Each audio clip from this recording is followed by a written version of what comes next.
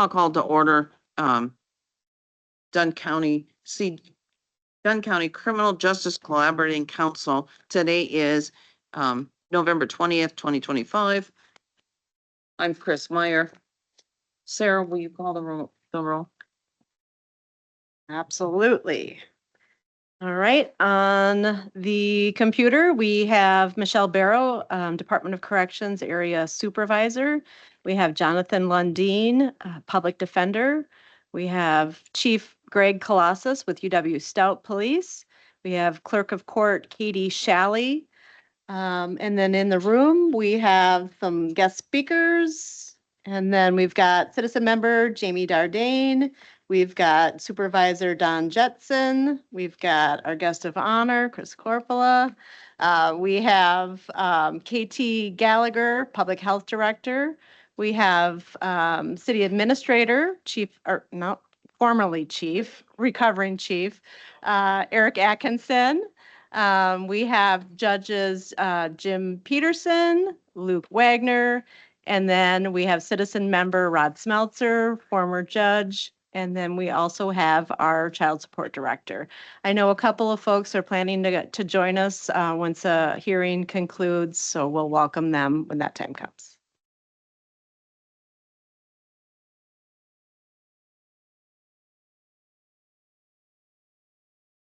Thank you. So you should have received the meeting minutes from August 21st of 2025. Are there any corrections? Hearing none, is there a motion to accept the minutes? Is there a second? I'll second. Is there any discussion? All those in favor signify by saying aye. Aye. Any objection? The meeting minutes from August 21st are approved. Is there any public comment?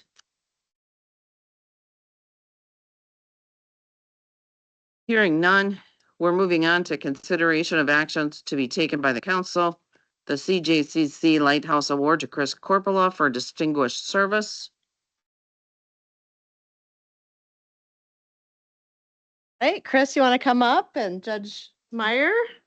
And I'll get ready to take a picture. You'll get ready to take a picture. Yeah, I'll do the easy part.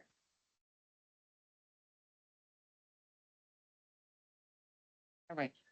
So I guess I just preface this that this is something that was started with the CJCC under Judge Schmelzer, I believe, under his leadership.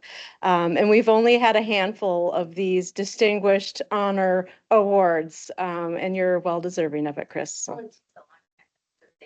That's right. And plus you got to retire too, so.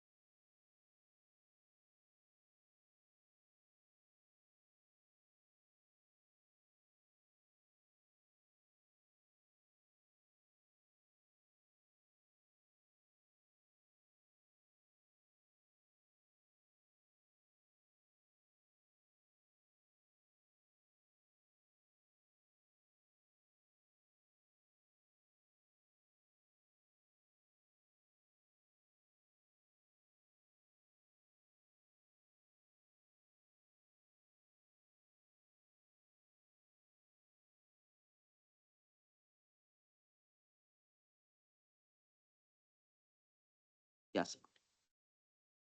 The next consideration for action to be taken by the council is confirmation of the 2026 CJCC citizen member nominations, which are Jamie Jardine, who is with the Bridge to Hope, and Rod Smelter, who's the retired Dunn County Circuit Court Judge. Do you have anything to add on that? Nope, they just accepted to continue working with the CJCC in 2026, and we appreciate their perspective and participation. Do we need to vote on that? Yes, we do. Motion and second. All right. So is there a motion to approve Jamie Jardine as the first citizen member nominee? You can do one at a time? We can do both of them unless somebody objects. Does anybody object to doing both of them at the same time? All right. So Jamie Jardine and Rod Smeltzer, is there a motion? I would make a motion. Is- Second it. So is there any discussion regarding that? Hearing none. All those in favor signify by saying aye. Aye. Any opposed? And so that motion passes. Ms. Jardine and Judge Smeltzer are on for another year. Education component, Sarah. All right, kind of the feature of this quarterly meeting is law enforcement deflection. I'm going to show a couple of short videos just to give some framework. I'm going to start by just showing, I'm going to test my tech skills here and show a couple of things. Let's see. Right now, she's showing her tech skills. All right. All right.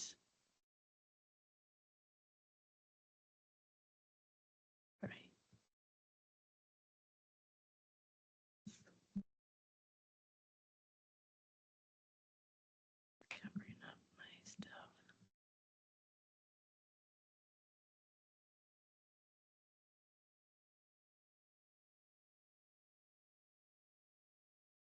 I have nothing.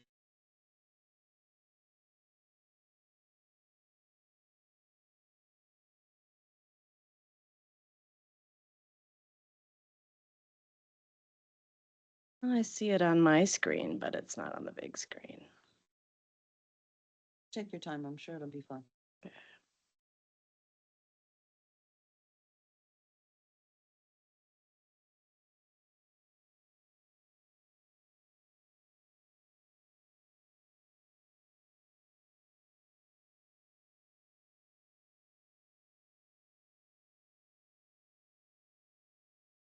All right, well, I'm not seeing my screen on the screen to share, so let me stop sharing. Share again. All right, there we go. Okay, so I just wanted to kind of lay the groundwork a little bit by showing the Wisconsin Deflection Initiative website. So this is off of the state CJCC website. We are part of the Wisconsin Deflection Initiative, and that we are one of a few handful of counties that has law enforcement deflection activities. So you'll see with Dunn County highlighted, we both have Department of Justice funding for the county, and then we have the city of Menominee is the yellow splat there, showing other known deflection programs. So that's the partnership with Project Hope. So, and as you can see across the state, that it is becoming more populated with counties participating in law enforcement deflection, but it is still a really new emerging field. And Dunn County has been one of those leaders, and with a partnership with the city to get these programs off the ground. So at your spot, each of you should have a one-page handout on the Wisconsin Deflection Initiative. It does cover the various pathways and some of the advantages of these programs. I'll let you peruse that at your own convenience.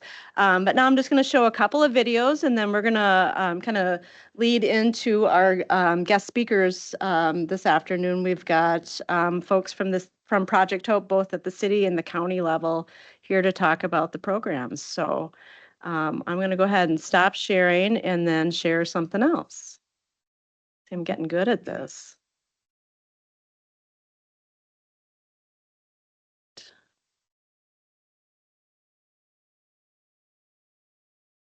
sharing again.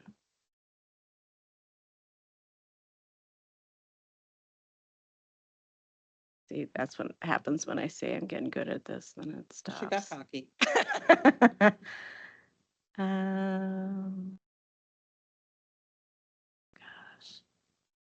Okay, I see the one that was closed.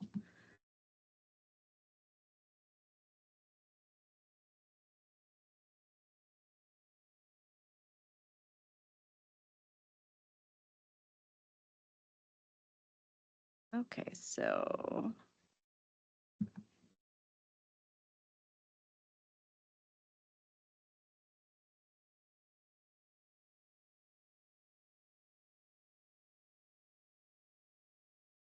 stop.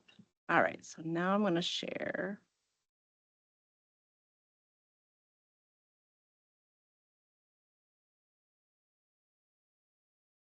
Share. All right.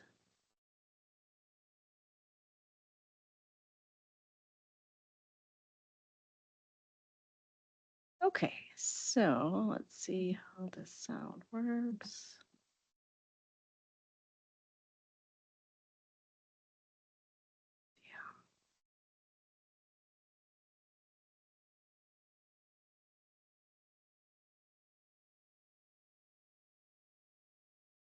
Too many buttons here. So, okay.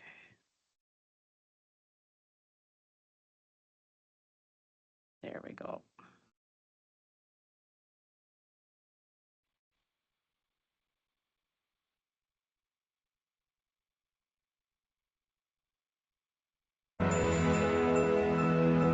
The purpose of our Door County Deflection Program is to connect people to as many resources to assist with their recovery as possible. Those services can include treatment, housing resources, recovery support networks, and transportation. Door County looks at deflection as a new opportunity to approach a long-standing problem in our community as a whole. The Wisconsin Deflection Initiative is a proactive community approach to address public health and public safety challenges in many Wisconsin communities to date.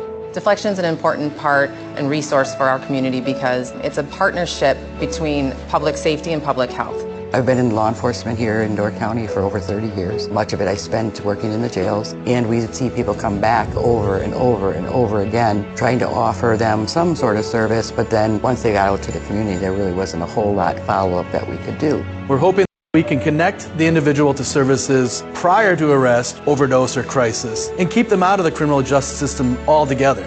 The criminal justice system is not designed to fully address substance use in an immediate way. And a program like this can get folks the resources that they need in a much more efficient way than what the criminal justice system offers. People can access our deflection program through self-referrals. Any community member can self-refer themselves. People can also approach any law enforcement officer and they can help connect them to our program. And you can look for us at outreach events in the community and stop by and say hi and get to know us. Deflection programs are designed for the participant to stay engaged in recovery, their recovery. What we're seeing throughout the state is with the help of the coordinated response specialists, we're helping people walk this path. I have a passion for helping people, and I believe that people truly can change if they're given the right resources and support to do so. I think it is important that people understand it's not about being light or easy on crime. It's about approaching a long-standing problem in a different way. The outcomes already that I have seen have been pretty substantial. With the right support and right services, everyone has the ability to accomplish their goals. A message that I would like to send to people that are struggling with substance use is that recovery is possible, and the Door County Deflection Program is a resource that you can reach out to for that support. So I wanted to show that video, just really profiling Door County, not because they're anything special, but I think it does combine that combination of that state level Wisconsin Deflection Initiative along with their program. I'm going to show another short video of our neighboring county, Eau Claire County. They just started, you may have seen this just recently, but they have a public service announcement on their deflection program that they had just began. And I know that they leaned heavily on Project Hope as far as what worked and what didn't work when they're getting their program up and running. So let me cue that. It's just a 2-minute video. So.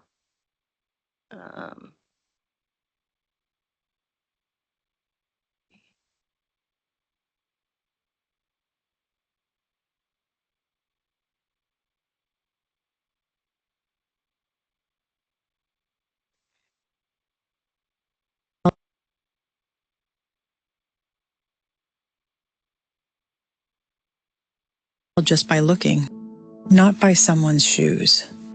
The car they drive, where they work, or where they live. About 1 in 6 Americans lives with a substance use disorder.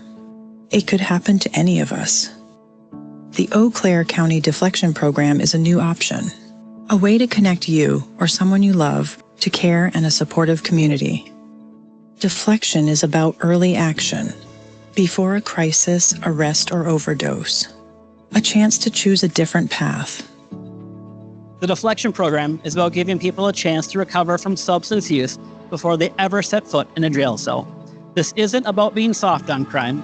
It's about recognizing that addiction and mental health challenges are often the root causes of substance use and addressing those issues directly. I believe we're taking a smarter, more effective approach to public safety.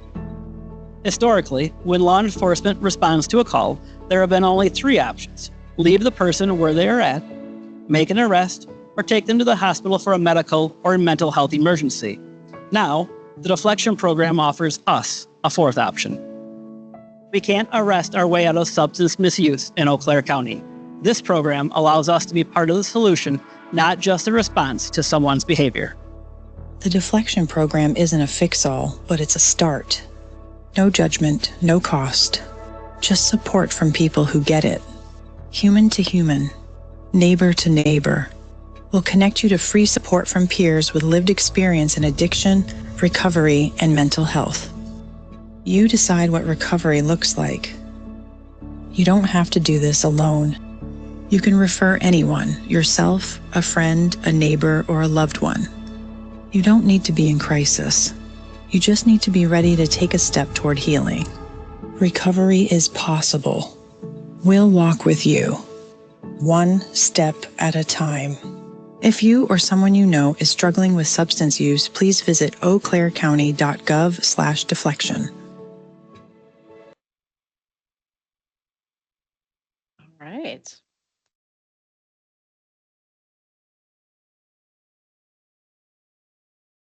Now, the last short video you might recognize who's in this one. I'm going to go ahead and escape out of that.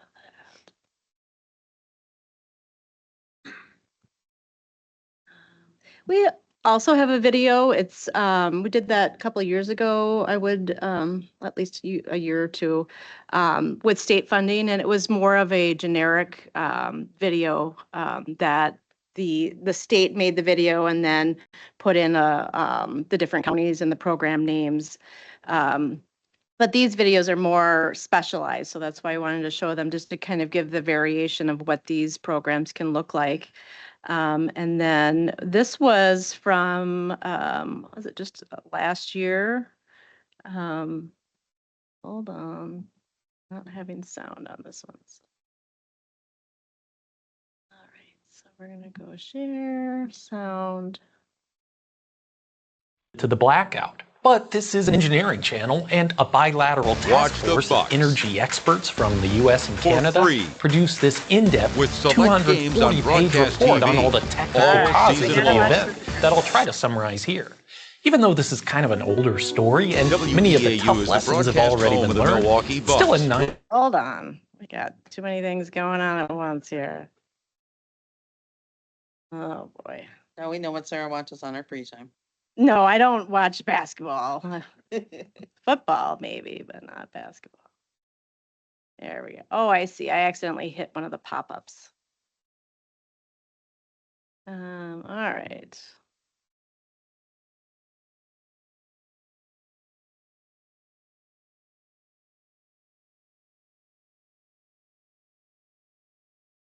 Share sound.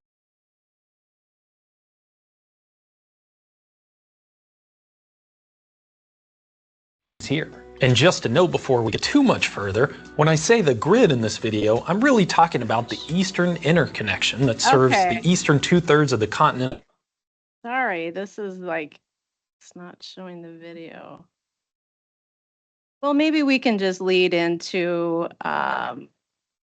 our guest speaker at this point, if that's okay. Sure. The video was about a year or two ago, and you may have seen it. I sent it out to the group, but it was highlighting Deflection Week. And Channel 13 came and followed Officer Aaron Berg, and at that time it was Officer or Deputy Becca Merriweather, and really showed the work that they did in the field, going into some homeless encampments. But I think it was just a short video, but it really showed what that work looks like out in the field. But we have our Project Hope staff here today. So if you guys want to come on up, and I'll queue up, or you can sit too. I think it's whatever you're feeling comfortable. But I'm going to load the video or PowerPoint, so it shouldn't be so complicated. So the city Menominee first, right? Yes, I think they're doing kind of a joint presentation, but I just wanted to list all of their names on the agenda. So you're doing a joint presentation? Don't you want to come up front?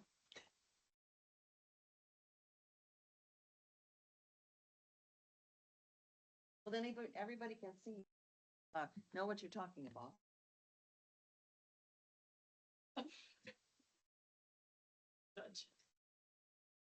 Right. Try to. There's a microphone there. Does that one work? Are you talking to me? Does that Okay. microphone work? Well, I have to get this figured out.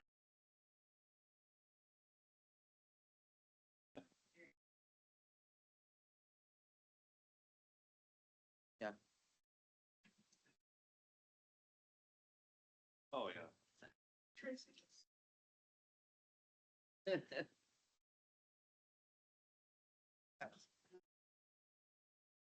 Thank you for coming.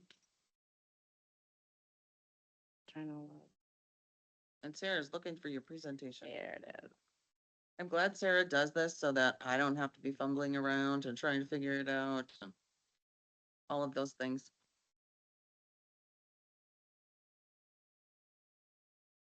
Okay. Why don't you introduce yourselves so we know who you are? Starting here with Tracy. I am Tracy Erickson, about week 4, I think. So I'm with the city police department, primarily working with Officer Berg. So I'm Dylan Christ. I'm with the sheriff's office, behavior health officer, and me and Aaron work together for about a year now, and now we both have caseworkers. Lindsay works with me, and Tracy is working with Aaron.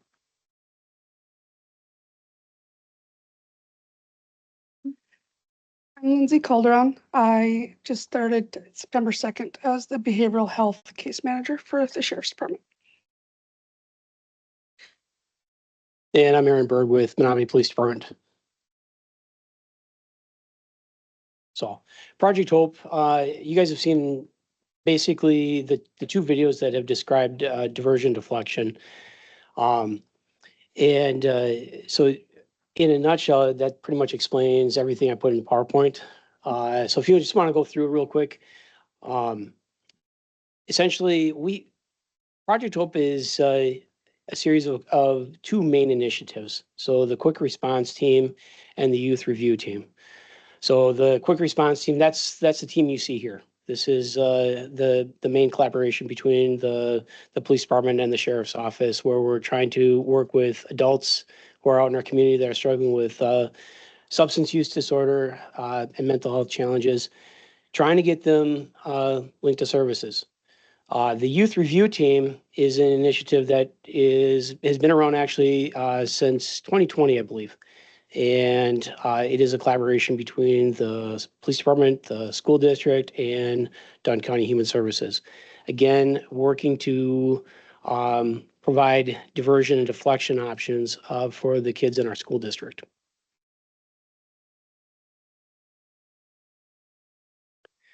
So I'm just first going to go through the youth review team. These you can read through the selection factors. It's not all encompassing here, but essentially what the happens is the team meets every 2 weeks. School staff or our school liaisons will bring kids that have been brought to their attention either through direct contact or through a teacher referral. They come to the team meeting and we discuss what's happening, and they make a decision about whether or not the team wants to essentially take that youth on and try to get them linked to services. For our deflection options, we primarily use mentoring services, and those have changed over the years. We initially started working with an organization called Mentor Chippewa. We've added Milkweed Connections, which is a local organization in town. We had partnered with the Machine Shed and We Adapt.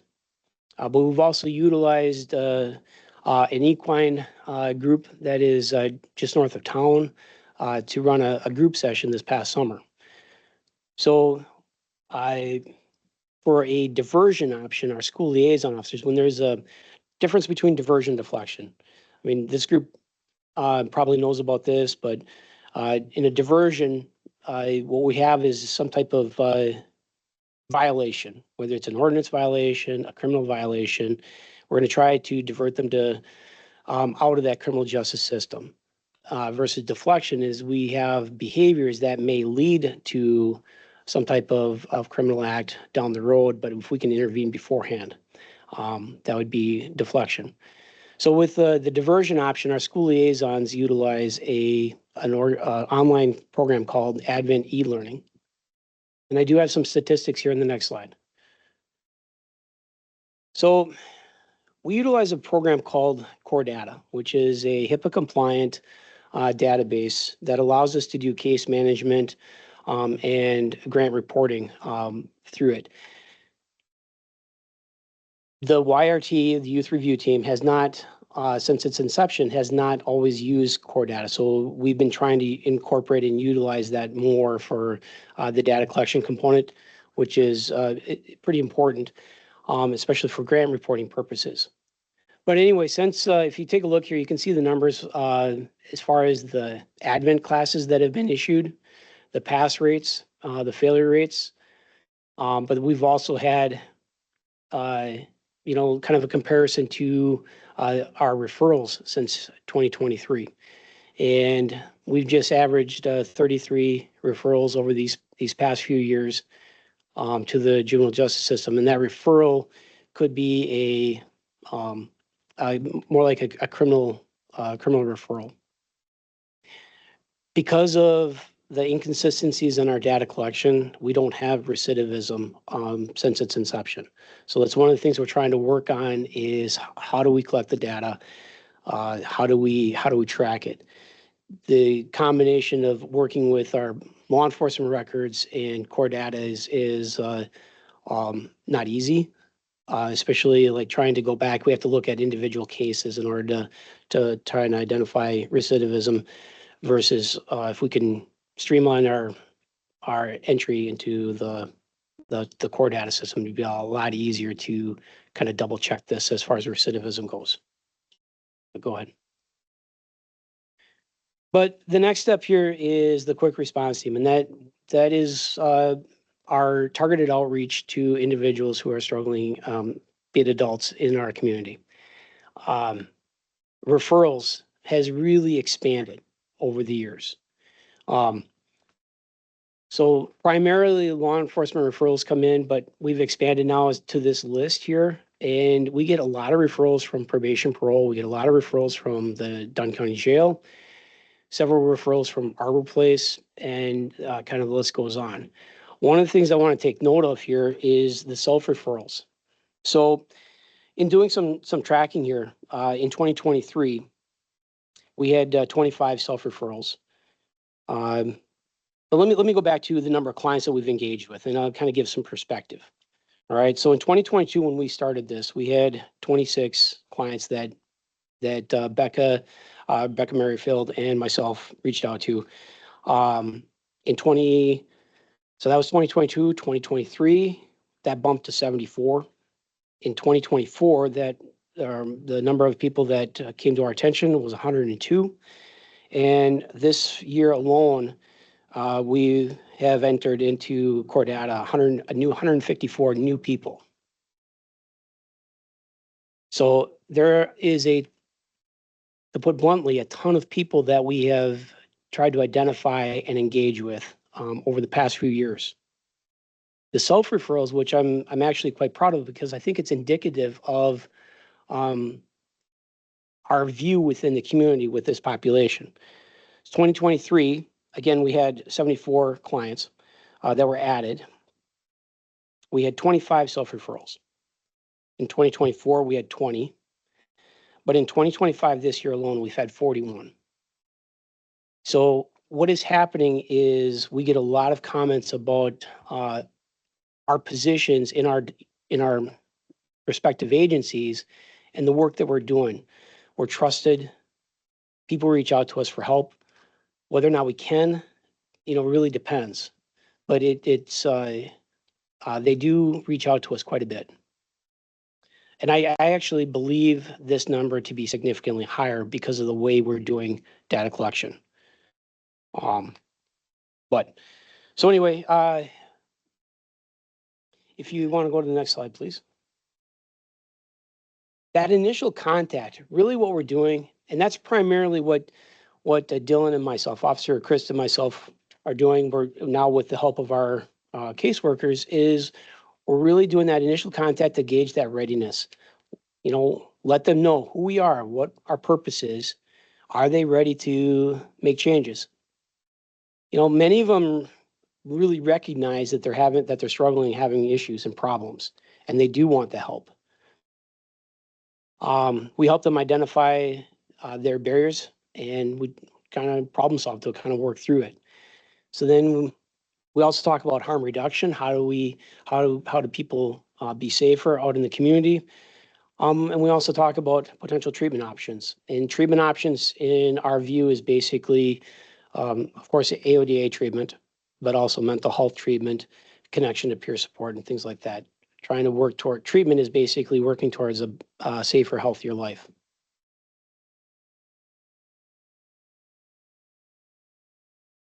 And so with making the connections, I'm not going to go through this whole list. You've already seen it in the videos. We try to get them linked to established services within the community. Our team does provide some financial assistance when it comes to providing a cell phone. There is really no way to apply for jobs and get connected services without communication. So we're able to, with some of our grant funding, provide cell phones, phone cards. We do provide some transportation options. We have provided some financial support when it comes to treatment or assessments. So if you want to just go on, keep this relatively short. And then ongoing follow-up. This is really where, from a historical standpoint, this is really where I see the benefit coming in with Lindsay and Tracy is How do we keep these people engaged? Because from the start, because there's so many people, it is impossible for one or two people to stay connected with so many individuals. And what I have found is I will get connected. I will develop a really strong rapport with this individual, but then I need to, there's a huge list. I need to keep going down that list. And what ends up happening is I lose touch with that individual. They fall off my radar and they return to use, they get arrested, and the process starts over. And in a few instances, I have been basically blamed for abandonment. And it's just not the case. It's just there's too many people. So, and there's specialties that Tracy has, that Lindsay have, that can help with keeping these individuals engaged, not just with Project Hope, because we're not the end all be all, but with other long-term care services, such as CCS, CSP, long-term health program, healthcare systems. All right, next one. So I think each of us are going to want to share successes, and I'm going to share a success story about an individual who is a transplant from another community. Our patrol officer started dealing with him in 2023. Numerous arrests. He came to our county because of treatment. So he came for treatment and wasn't able to find other avenues back. And to be honest, if we were to go back to his home community, it probably would have been worse for him. But anyway, lots of law enforcement contacts. He got under probation. And to put it very lightly, he ultimately ended up in a place that was extremely unsanitary. Someplace you probably shouldn't be in without a hazmat suit. Repeated contacts, despite having, having restrictions, he was continuing to use. We just kept coming back, pretty much multiple times a week. Are you ready today? No. Are you ready today? Come back the next day, and so on. Eventually, we got him into detox, actually multiple times into detox, but got him into detox, and ultimately he got shifted over to a Hope Gospel mission. He has been there for 7 months. I actually saw him yesterday. He comes back periodically to check in, and he is sober. He is doing well. He's taking classes. He's finding employment. He looks like a new man, honestly. So that's my story. I'll go next. So part of my position is also reentry in the jail, the warm handoff from the jail staff to the community. And the gentleman that I'm going to talk about was actually picked up in River Falls and was brought here on a child support warrant. He was living on the streets in River Falls, heavy alcohol use. And when I got the referral, I met with him in jail. He had like 4 more days in the jail, and then he was going to be released at 4:30 in the morning and knew nothing of Menominee. So I met with him. We talked about the options. So I asked him to have a little trust in me. I told him, when you get out at 4:30, sit in these chairs. I will be here at 8 a.m. and we will start the process for you. Didn't know if he'd be there. He was there. Got him into Monarch House for that week. Throughout that week, we filled out his application to Hope Gospel Mission. He had a week wait for his intake there, and he wanted to go figure out a few things with his family in River Falls, so he went and did that. I stayed in touch with him every day, making sure that he was still sober, still on the right track. And then the day he came back from River Falls, he met me at the jail. I took him to Hope Gospel. He got admitted that day there, and now he's got a job at UPS in Eau Claire, and he is working on getting a place outside of Hope Gospel, and he is still sober. The story that I have for you guys, somebody that me and Aaron have been working, it's actually a couple that me and Aaron have been working with since 2024. Very, very heavy alcohol use on the male side, and then on the female side, there was some cognitive issues. And so they were in quite a bit of a predicament when we got involved with them. They were generating lots of police contacts, and they were just kind of stuck on what they could do with them. Me and Aaron began building rapport with them and took many trips to the hospital because we'd come and find them very highly intoxicated, and that would be the only option. I mean, we'd have to get them stabilized before we could get them any type of treatment. And with detox currently closed, I mean, hospital is pretty much the only route that we could go to get them stabilized. After we continued to do that and build rapport with them, eventually got them into inpatient. Went to inpatients, I believe, 2 different times. And the second time he graduated it, completed it all, and now he's still going through outpatient. We've made connections for his spouse for the cognitive issues. We went through many different resources too for things as simple as getting their heat back on, getting their mortgage stuff figured out. Just a lot of just navigating different barriers that they were starting to have, and they opened up and were able to share with us so that we could understand what they were dealing with and why they were getting to the point of being frustrated and generating some of these issues and police contacts. So we continued to work through those, got them situated with some more resources. My Choice is one of them for the female half, and now they come and do checkups with them to make sure that she's able to function at home, and they're going to work with him as long as he's staying sober, which now he's very motivated to do that because he knows that if he doesn't, they potentially take his spouse out of the home. So he's been remaining sober and following through on his treatment, and it's been one of our successes. So, and I think the next slide would be if anybody has any questions for us at all. Right. We forgot to put that in. Yeah. But certainly, if anybody has any questions, we'd be happy to take. I think you kind of touched on it, but I think it would be important for you to speak to the resource that you are for your colleagues in law enforcement. Because you mentioned a couple different times about people that are repeated utilizers of the law enforcement system. And I would guess that they see you as a bit of an invaluable resource to try to address some of the issues that result in that.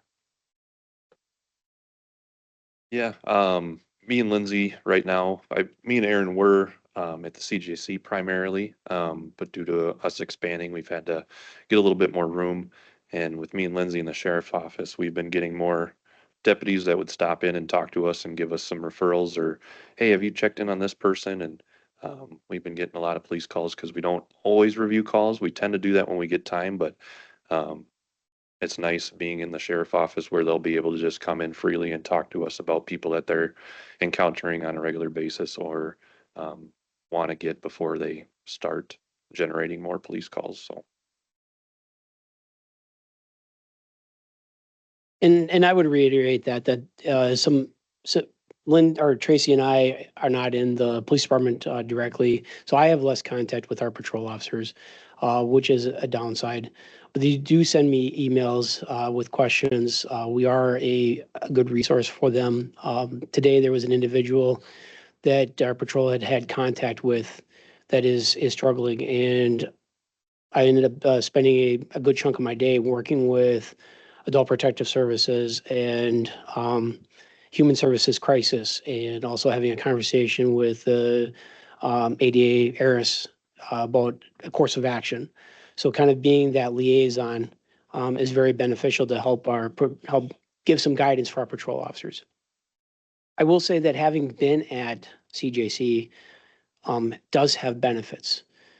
So one of the primary things is back in the lesson, the PowerPoint is, being more on the periphery with some of these systems that are primary care case management, such as treatment court, probation, parole, the TOP program.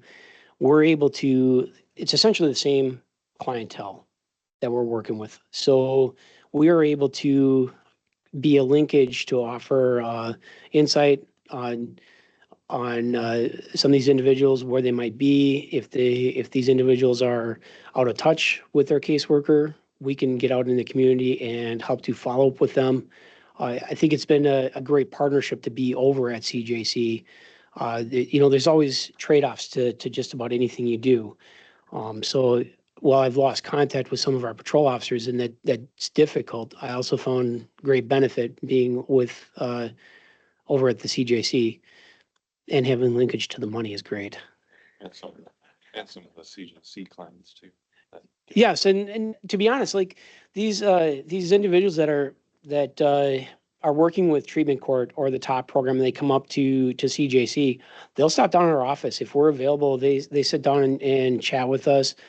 It's a non-confrontational way. I mean, most of what we do is non-confrontational, but it's another non-confrontational way to interact with these individuals who are in various systems and programs to interact with law enforcement. And when we get down to Kaleidoscope, which is our local peer support agency, if you're not familiar with it, but when we walk in, we're welcome with open arms. Honestly, some of the clientele are giving us hugs.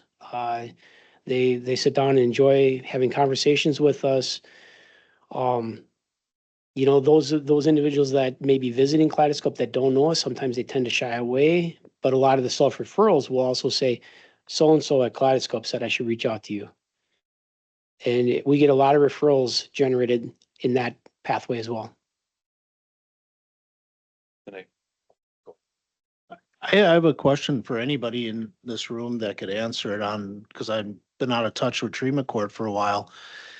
For those folks that are in treatment court, have they experienced some success with some of the wraparound services that are included now, that were always always a part of treatment court, but now that having this group, has that been helpful? I think Sarah would also have a lot of insight on that, where she works directly with both programs. Yeah. Since I started, I've been going to treatment court primarily and just listening in and seeing what obstacles are presented for some of these individuals that are in the program, and just offer my feedback and ask if it's okay for me to engage with this person. And I have engaged with multiple people in there, and just I'm a person that can go out directly to them, where most of treatment court people are coming into the office or coming into meetings, and I can actually meet them in the field. And I think it's been building rapport and just showing more support. Oh, that's a great addition to treatment court. And Yeah. Lindsay goes with me too now. Yeah, I would just add that we have a law enforcement outreach program that's in development for treatment court, and Dylan was designated by sheriff as the representative. Great. So, that was part of the reason he started coming to treatment court, was to really be that law enforcement support. And right at first, people are a little bit hesitant because their relationships with law enforcement have been different in the past.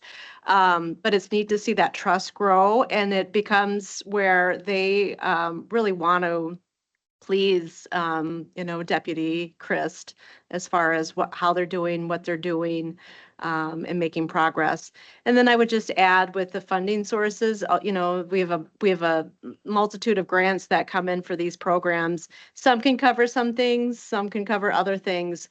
So we have utilized the Project Hope team for some of those funding needs, like an assessment over at Arbor Place that insurance doesn't cover. You have to have cash only or a designated payee. So we're able to get that ball rolling so people can actually get assessed for treatment and take care of what they need. Oh, that's fantastic news. Thank you for sharing. Yeah. Well, I just want to thank all of you for your hard work and making Project Hope a successful project. I know when Chief Atkinson came with the idea of Project Hope, we all kind of thought, well, let's roll the dice. And the cool thing is, because of your successes and your success stories, this is being promoted now a lot farther than you might think. It's other counties, other cities, other states. Chief Atkinson, well, Mr. Atkinson now, you're no longer a chief, are you? But he's been giving speeches about Project Hope and the success stories that you all are having in different locations. And it makes Menominee not only a better town, but it makes us stand out that we're moving things forward. And the judges and all the common unit of making things better for the citizens of Menominee and outreaching is is hats off to you. I couldn't say anything better about Project Hope. I'm so proud of the work you're doing and Project Hope and this team of individuals that sit at this table. So just thank you from the city of Menominee. I would just add that we are participating in a Texas Christian University research project that's federally funded. I referenced that in my staff report. So beginning mid-year next year, we're one of 20 communities that's going to be researched and evaluated on these programs. And so we're excited just to see that that federal emphasis in really looking at how these are effective, because they can be really cost effective as far as reducing system costs, reducing emergency room costs, reducing crisis costs. So yeah, we're doing some exciting things, and absolutely, I just want to reiterate Mayor's comments on the team behind me. I think they're doing a fantastic job and continuing to grow and learn and refine these programs. Are there any other questions? Thank you so much for coming and teaching us all about your wonderful program. We're very happy you're here.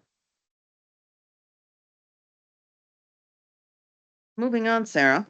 In our packet, we have CJCC Collaborative Program Annual Recidivism Report. I thought was very interesting.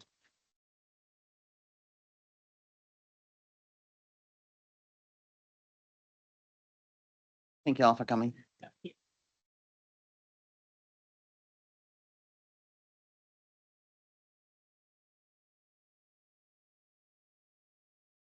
Okay, so right in the packet and in reference to our time, we've just have about 5 minutes left. Just want to, sorry, we've got Dylan Chris frozen on our screen here. There we go. Just want to highlight some of the findings. So this is our 5th year of doing this report. Really, it examines some of our longstanding collaborative programs. And this year we added the medication assisted treatment program in jail to the report. Really, these, we're going to have an opportunity to review this at our next meeting in December at the executive and operational meeting. So I hope you're able to take some time to review the report and bring back any questions at our December meeting. But just really want to highlight briefly some of the findings. So these programs are kind of listed in the order of the less intensive to the most intensive. So first up is our pre-charge diversion program that is operated out of the district attorney's office, really designed for first-time low-level offenders. And the recidivism is really outstanding. I think what this program emphasizes is that evidence-based risk principle, that the less we do with low-risk individuals, the better. Most of these people get through the program. It's about a 71% graduation rate.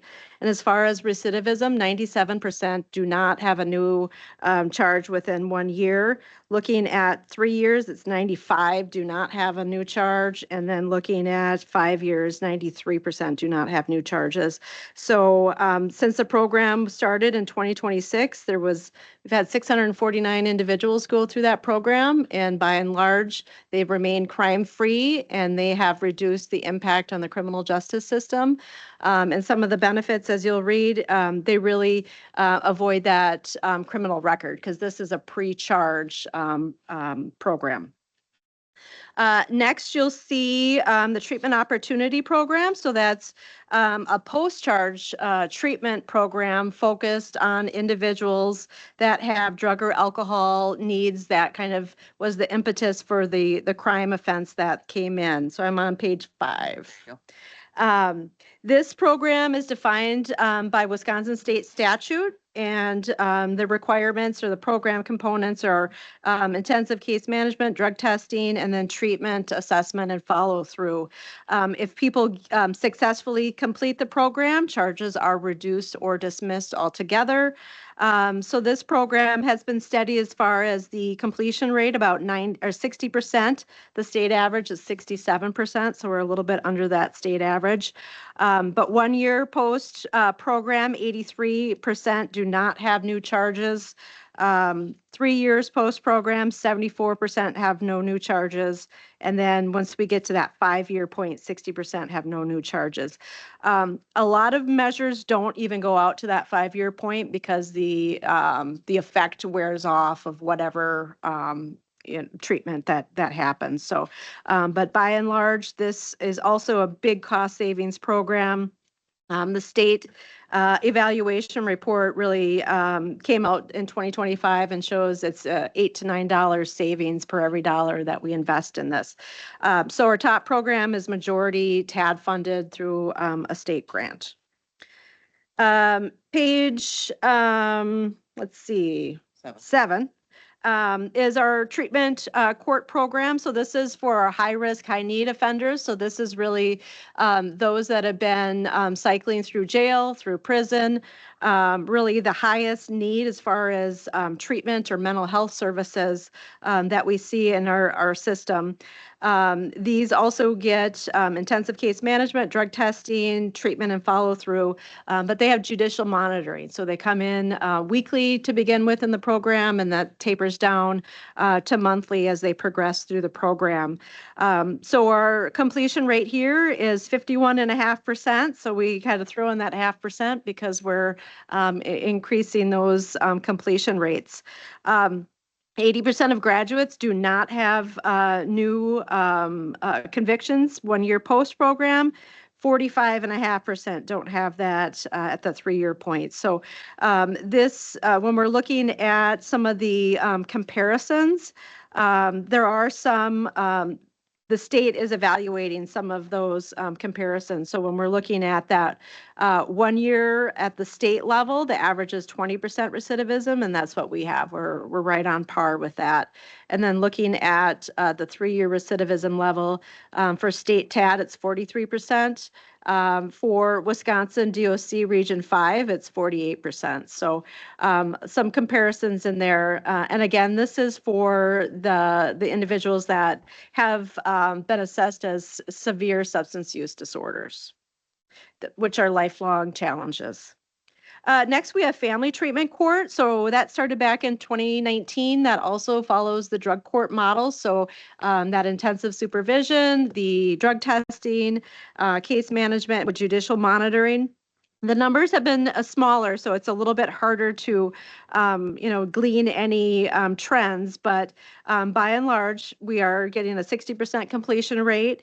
77% have had no new re-engagements in the child protective system post-graduation. As we get to the 3 year and 5 year rates, the sample size is so small that you don't really want to draw much of a conclusion. One thing we need to develop here is some more of those comparison data. But this also is a huge cost saver when we're talking about kids out of home, when we're talking about the trauma that comes with being removed from a family and being put in foster care. And it also reduces emergency room costs, crisis costs, as does treatment court. The last program, that's the newer one, started in 2022. It's the medication-assisted treatment in jail. And this really provides FDA-approved medication, a non-narcotic injectable for opioid use disorder and alcohol use disorder. So people that are in jail can volunteer to participate. They are assessed by the substance use counselor for that substance use need. Then they are cleared by the jail medical staff that, the medication wouldn't affect their physical health. And then they are started in these injections prior to release. We can do as little as 1 month, but the longer people are on the medications prior to release, the more likely they are to continue that post-release. So we've had 61 participants since 2022. 55% of those have no new charges. So this, again, already is a jail population. They do have severe substance use disorders. On the chart, you'll see this chart actually has an overdose column because we've had participants that have been deceased from this program. So again, just reflecting that the dangerousness of substance use disorders, and when they're going through a period of abstinence in jail, that forced abstinence, and then get out back into the community, that's where they can have a higher overdose risk because they're resuming that drug use maybe at the level that they went into jail where their tolerance has gone down. So I'd be happy to address any questions that you might have right now, or we can save those for that December meeting. No questions.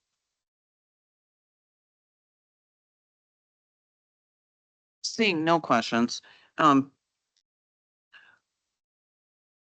am uncomfortable that we always go through these so quickly. They're always at the end of the meeting, and so I'd like this to come back at, when's our next meeting? February? Yes. I'd like this to come back at the February meeting, and there'd be more discussion and maybe a little more time to spend on it, because I think it's important to see what our work is doing. Sounds great. Thank you. Sarah, do you have a staff report? Staff report was included in the packet. I would just note that our treatment opportunity coordinator, Janae Brantner, was honored at a state CJCC meeting today for her contributions to the state diversion standards. And again, she was a heavy lifter with that program and got a little bit of credit for it on the state level, which is great. Are there agency updates? That's other people, right? Yeah. Anybody have any updates? Go ahead, Miss KT Gallagher. So I will share that we just, and the connection to CJCC is that the position supports the overdose fatality review team. Can you move that microphone closer? Surely can. And so we are hiring for a public health educator, and that went live today. And so if you have folks that are interested, please share within your organizations. Thank you.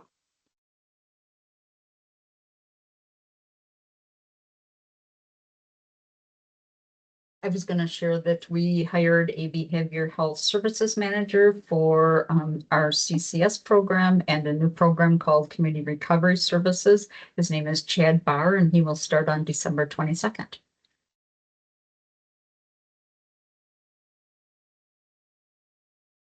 That's good news, Paula. One.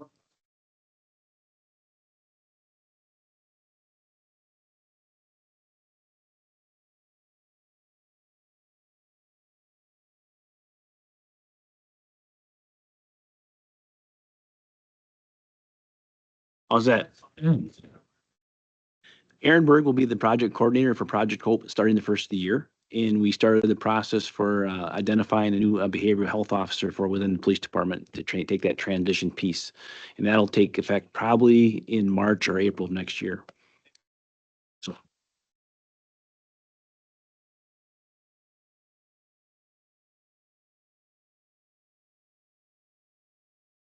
Does anyone else have any other things they want to talk about? Agency updates, any of those things? No. Our next meeting for the Executive and Operations Committee is on December 10th. Our quarterly meeting is next February 19th at 4 p.m. And so if we all agree, then we can be adjourned. I don't see anybody saying no, so then we're adjourned.